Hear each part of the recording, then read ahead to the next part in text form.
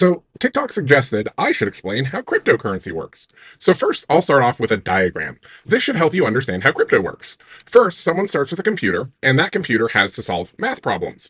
And a bunch of other people set up computers that also solve math problems. But things only increase in value if you introduce scarcity.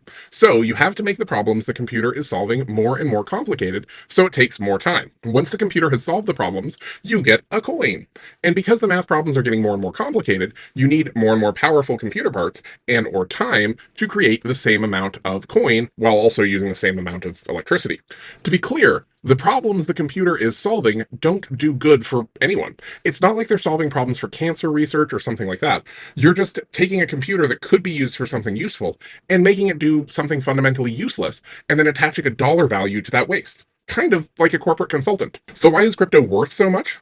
Well, it's not inherently valuable. Like, if the bottom falls out of the market because some guy named Big Balls did something stupid to a government server while following orders from a fake gamer who's high off his ass, even non cryptocurrency can become worthless.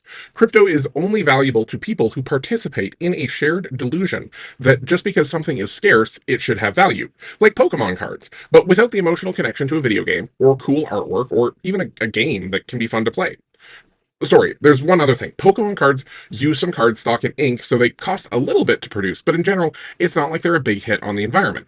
Crypto is requiring more and more graphics processing units every day, and huge amounts of electricity to run them all. Think of it like if in the past a king had told everyone in the kingdom to bring 20% of all fruit and vegetables being produced in the kingdom, and then fill massive buildings with the fruit and vegetables. No one would be allowed to eat the fruit and vegetables once they were inside. They were just left to rot because the king believed, and the king convinced everyone in the kingdom that the rotting stench of the fruit and the vegetables as they decompose had value. The king would then bottle up the stench and sell it to people to use as currency, which they could then use to buy fruits and vegetables they could eat. But of course, since the king was wasting 20% of the crops, it was causing scarcity, which meant that more and more people were starving to death because there wasn't enough fruit and vegetables for everyone to work. That's basically how cryptocurrency works.